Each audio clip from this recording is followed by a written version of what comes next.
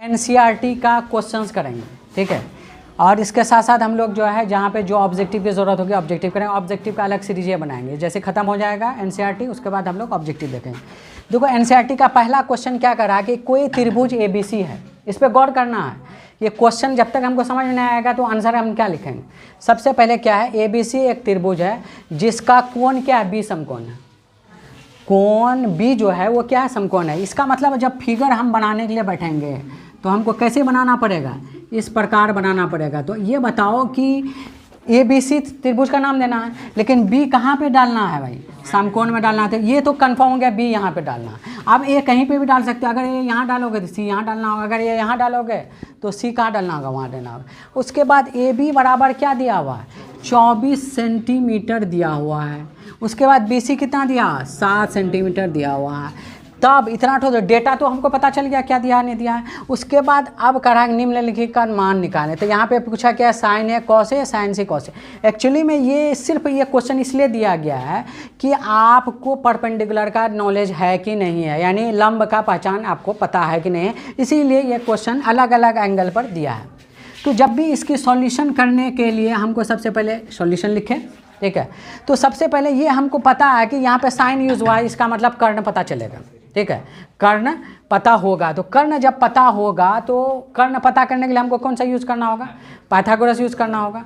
तो Pythagoras use करने के लिए हम क्या करेंगे, तो सबसे पहले क्या करेंगे कि पाइथागोरस प्रमेय लेंगे। पाइथागोरस प्रमेय से, ठीक है। अब क्या निकालना होगा, कर्ण, ठीक है। तो कर्ण निकालना होगा, तो कर्ण बराबर क्या, पाइथागोरस प्रमेय क्या होता है, कर्ण का स्क्वायर बराबर लंब स्क्वायर प्लस आधा स्क्वायर। कर्ण कौन है, एसी है। तो हम क्या लिख सकते हैं, एसी स्क्वायर बराबर ए बी स्क्वायर प्लस क्या हो जाएगा, बी सी का स्क्वायर, ऐसा लिख सकते हैं, ठीक है। अब ये बताओ कि ए सी इसको पाइथागोरस प्रमेय तो ये कहा, ठीक है। अब एक बात बताओ कि ए सी स्क्वायर हमको निकालना, ए बी का क्या मान दिया हुआ है, 24 का स्क्वायर, बी सी का क्या मान दिया हुआ है, 7 का स्क्वायर। अब ये बताओ कि ए सी स्क्वायर अगर रहने दें तो 24 का स्क्वायर कितना होगा, 576 होता है, यानी 24 को 24 से गुना करोगे 576 होगा, और ये क्या होगा 49। तो यानी ए सी स्क्वायर बराबर 9 6 15 के 5 हाथ में रहा 1 7 4 11 1 12 हाथ में रहा 1 कितना होगा 625। तो ए सी स्क्वायर बराबर 625 तो हुआ, लेकिन अगर ये स्क्वायर को हटाएंगे तो इस पर क्या आएगा, रूट आएगा। तो रूट आएगा तो एक ध्यान रखोगे, जब भी रूट आता है तो एक सिंबल के साथ, कौन सा, प्लस माइनस सिंबल के साथ। इसको और आगे बढ़ाओगे तो ए सी बराबर प्लस माइनस 625 को हम क्या 25 का स्क्वायर कर सकते हैं। जब 25 का स्क्वायर कर सकते हैं तो इसका रूट का हाफ और इस 2 से गुना होकर के ख़त्म हो जाएगा। तो बराबर क्या होगा, ए सी बराबर प्लस माइनस, तो क्या आ जाएगा 25 आ जाएगा। अब बात रहा कि ए सी सर कौन सा वैल्यू लिया जाए, प्लस वाला लिया जाए या फिर माइनस वाला जाए। तो ए सी क्या है, कोई चीज़ का लंबाई है, कर्ण है। तो कर्ण क्या है, किसी चीज़ की लंबाई है, और किसी चीज़ की लंबाई नेगेटिव में होता नहीं है तो पॉजिटिव में होता है। इसलिए फाइनली ए सी जो हो गया वो क्या आ गया हमारा 25, और यूनिट क्या हो जाएगा सेंटीमीटर, क्योंकि सब चीज़ सेंटीमीटर दिया हुआ। अब हमको पूछा क्या है भाई, साइन ए, हमको पूछा है पहला चीज़ साइन ए, ठीक है। साइन ए का मतलब क्या होता है, साइन, पहले बैकग्राउंड में सोचो कि साइन थीटा बराबर क्या होता है, P/H, पहले ये लिखे। अब इस एंगल ए है ना, ये एंगल ए के लिए P कौन होगा, उसके सामने वाला भुजा, उसके सामने वाला भुजा क्या है, BC है, तो BC लिख दिए। और H कौन है, AC है, ये AC हो गया। BC का मान कितना है भाई, दिया हुआ है 7 सेंटीमीटर, और AC अभी हम निकाले हैं कितना 25 सेंटीमीटर। ये हो गया क्या, आंसर हो गया। उसी तरीके से अगर दूसरा ऑप्शन है आपका, क्या निकाला है, कॉस ए, तो कॉस ए बराबर क्या होता है, B/H, यानी ए के लिए बी कौन है, बी ये है, तो बी कौन होगा, ये होगा, ठीक है। तो बी ये होगा, तो ये बी क्या है, ए बी है, ए बी बटा क्या हो जाएगा ए सी, और ए बी हमको निकला हुआ है क्या 24, और ये क्या हो जाएगा 25। ये बताओ, ये सेंटीमीटर है, ये भी सेंटीमीटर है। एक बात ध्यान रखोगे, अनुपात है, अनुपात का कोई यूनिट नहीं होता। अब यहाँ देखो, ये सेंटीमीटर कट जाएगा, तो यहाँ क्या होगा 7/25, और ये क्या होगा 24 बटा क्या हो जाएगा 25। एक बात और नॉलेज की यहाँ हम लोग लिए, कोई भी अनुपात होगा उसका यूनिट नहीं होता। अनुपात का यूनिट नहीं होता, अनुपात का मात्रक नहीं होता है। यानी अगर कोई साइन थीटा बराबर 3 सेंटीमीटर बाय 4 सेंटीमीटर लिखता है तो एकदम सरासर गलत है, या 3/4 सेंटीमीटर अगर कोई बोलता है सरासर गलत है। ठीक है, तो हमेशा ये क्या होता है, कोई भी अनुपात क्या होता है, यूनिटलेस होता है, मतलब उसका कोई यूनिट नहीं होता है। क्लियर है, यहाँ समझ में आ गया ही ना कि अगर यूनिट था भी तो यूनिटलेस हुआ कि नहीं हुआ। उसी तरीके से सेकंड पोर्शन में अगर हम जाएं, सेकंड पोर्शन में हमको क्या कहा है कि साइन सी निकालना है। अब एंगल चेंज हो गया, पहले ए के रेस्पेक्ट में बात कर रहे थे, अब किसके बात कर रहे हैं, साइन सी के बाद, यानी सी एंगल के बाद। अगर साइन सी बराबर क्या होगा, P/H। सी के लिए P कौन है, AB है, तो AB आ गया, और C के लिए H कौन है, AC है, तो AB कितना है भाई, AB है 24, और ये भी क्या है, सेंटीमीटर है, और AC कितना है, निकाले हुए हैं 25 सेंटीमीटर, तो बराबर कितना हो गया, सेंटीमीटर कटोगे क्या होगा, 24/25, ये हो गया आंसर। उसी तरीके से हमको क्या पूछा है, cos C क्या होता है, B/H, और C के लिए P ये है, B कौन हो जाएगा, ये हो जाएगा नीचे वाला, यानी क्या होगा BC, और H कौन होगा, AC, तो BC कितना है भाई, BC कितना है 7 सेंटीमीटर, और AC कितना है हमारा, निकाले हैं 25 सेंटीमीटर, तो सेंटीमीटर कट गया 7/25। तो इस क्वेश्चन में एक बात ये सीखे, क्या सीखे, कि कोई भी त्रिकोणीय अनुपात जो होता है वो क्या होता है, मात्रहीन होता है, यानी बगैर मात्रक होता है। कोई भी त्रिकोणीय अनुपात क्या होता है, मात्रकहीन होता है। मात्रकहीन का मतलब क्या हुआ, यूनिटलेस, मतलब उसका यूनिट नहीं होता है।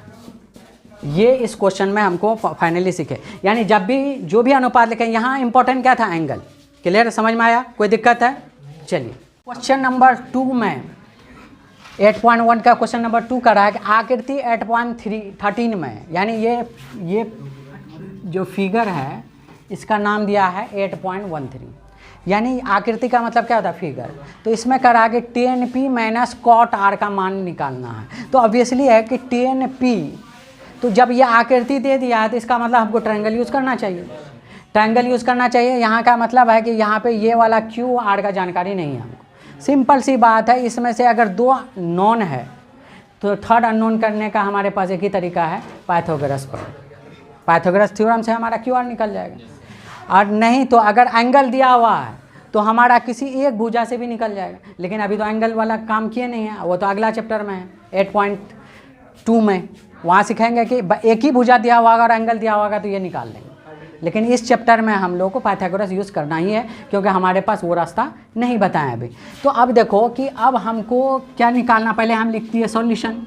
तो अब पहला टारगेट के अननोन जो है उसको हटा दो, निकाल लो, ठीक है। तो हमको पाइथागोरस प्रमेय यूज़ किए, तो पाइथागोरस प्रमेय से तो बताओ क्या होगा, PR² बराबर PQ² प्लस QR² होगा। अगर PR का वैल्यू दिया हुआ 13 का स्क्वायर और PQ का वैल्यू दिया हुआ 12 का स्क्वायर और QR अननोन है तो रहने देते हैं, अननोन को रहने दिए। अब 13 का स्क्वायर कितना होता है 169, 12 का कितना है तो 144, 12 का स्क्वायर का मतलब 12 को 12 से गुना करोगे तो 144 मिलेगा, 13 को 13 से गुना करोगे तो 159 मिलेगा। और फिर क्या है QR²। अब देखो ये QR² को अगर हम उधर ही छोड़ दें तो ये इधर लाएँ 144 को तो क्या होगा, माइनस में आ जाएगा। अब बराबर क्या होगा QR²।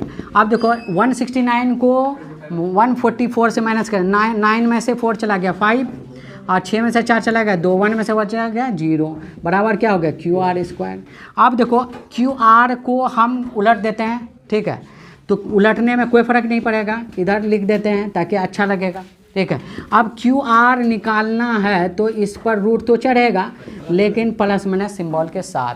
हमेशा ये ध्यान रखना प्लस माइनस, क्योंकि प्लस माइनस का इम्पोर्टेंस है कि हमको इस पर डिसाइड होगा कि इसका प्लस लें या माइनस लें। अगर यही संख्या होता तो दोनों वैल्यू लिया होता, ठीक है, इसीलिए प्लस माइनस लिखना ज़रूरी है। अगर QR फिर बात करें तो प्लस माइनस इसको हम लिख सकते हैं 5 का स्क्वायर, और फिर ये कितना हो जाएगा प्लस माइनस 5, ये स्क्वायर इसका रूट को हाफ को कैंसिल करके क्या हो जाएगा 5 होगा। अब QR का कौन सा वैल्यू लेना है, पॉजिटिव वैल्यू लेना है, क्योंकि क्यू आर किसी चीज़ की क्या है, लंबाई है। ठीक है, अगर हमको ये सेंटीमीटर है तो ये भी क्या होगा बाबू, सेंटीमीटर होगा। बात खत्म। अब बात रहा कि हमको निकालना क्या है, tan p minus cot r. ठीक है, परपेंडिकुलर का पहचान जिसको नहीं पता रहेगा ये क्वेश्चन नहीं बना, इसलिए परपेंडिकुलर का पहचान करना जरूरी है। तो हम आपको बता दिए थे जो कोण लेंगे उसके सामने वाला ही भुजा क्या कहलाता है, पी कहलाता है। उसके अलावा क्या बी है, 90 डिग्री के सामने वाला भुजा क्या होता है, कर्ण होता है, ये हमेशा है। तो tan p minus cot r का मान निकालना है। पहले क्वेश्चन लिख लिए। अब tan p, तो p के लिए tan थीटा बराबर क्या होता है, पहले फॉल्सली लिख लो, tan थीटा बराबर क्या होता है, p बटा b, और cot थीटा बराबर क्या होता है, b बटा b। पहले फॉर्मूला लिख लेते हैं ताकि हमको आसानी होगा वैल्यू को सब्स्टिट्यूट करने में। अब देखो p के लिए p कौन है, p के लिए p कौन है, क्यू आर है, तो ये लिख दिए क्या, क्यू आर। अब b के और b कौन हो जाएगा, जब ये p है तो ये b कौन हो जाएगा, ये हो जाएगा, ये क्या हो जाएगा, पी क्यू, लिख लिए। और उसके बाद cot r, cot r, r ये है, तो आर के लिए पी कौन है, ये है, लेकिन हमको चाहिए क्या, बी चाहिए, तो बी कौन हो जाएगा, ये हो जाएगा, तो ये क्या हो जाएगा, क्यू आर बटा क्या हो जाएगा, पी, तो क्या हो जाएगा, पी क्यू हो जाएगा। ऐसे तो यहीं से लग रहा है कि 0 हो जाएगा, लेकिन वैल्यू जब दिया है तो वैल्यू का इस्तेमाल कर लें। ठीक है, तो क्यू आर आपको कितना है, क्यू आर कितना दिया हुआ है, क्यू आर अभी निकालें हैं, कितना, 5, और इधर कितना है, 12, फिर क्यू आर कितना है, क्यू आर 5 और पी क्यू 12, ये दोनों कैंसिल, बराबर क्या होगा, 0। देखो ये चीज़ करने की भी हमको ज़रूरत नहीं था, इतना निकालने की भी ज़रूरत नहीं था, क्योंकि tan और cot यूज़ हो रहा है, तो cot और tan का डायरेक्ट हम इससे ही निकाल सकते थे, लेकिन यहाँ वैल्यू दे दिया तो उसका तो इस्तेमाल करना होगा। इसी के लिए हम ये काम किए कि कैलकुलेशन को लिखें। लेकिन अगर ये ऑब्जेक्टिव में देता, यही क्वेश्चन अगर ऑब्जेक्टिव में देता, डायरेक्ट हम क्या करते, ये इसी चीज़ को लिख करके आंसर लिख लेते। बात समझ में? अगर यही क्वेश्चन ऑब्जेक्टिव में पूछता तो डायरेक्ट भाई tan p minus cot r का मान ना पूछा है भाई, tan p मतलब क्या होगा, p के लिए p कौन है, ये है, और b कौन है, ये है, तो क्यू आर बटे क्या होगा, पी क्यू, क्यू आर बटे पी क्यू, माइनस तो माइनस, कॉट आर के लिए b कौन है, आर के लिए b क्यू आर है, क्यू आर हो गया, और p कौन है, पी क्यू हो गया। तो हमारे पास ये दोनों सेम कंसेंट हो गया, क्या होगा, आंसर 0 हो गया। तो इतना करने की भी ज़रूरत नहीं होगी, लेकिन क्वेश्चन में जब डेटा दिया हुआ तो डेटा का इस्तेमाल करना होगा। अगर नहीं करोगे तो तब तो वो उसके हिसाब से फॉल्स है, तो वो डेटा काहे ले दिया है, कोई चीज़ क्वेश्चन में गिवन दिया है तो उसका मतलब है। ठीक है, हाँ, यही क्वेश्चन सेम क्वेश्चन ऑब्जेक्टिव में पूछता तो इतने करके आंसर 0 लिख देते हैं। क्लियर है, समझ में आई, चैप्टर क्लियर है।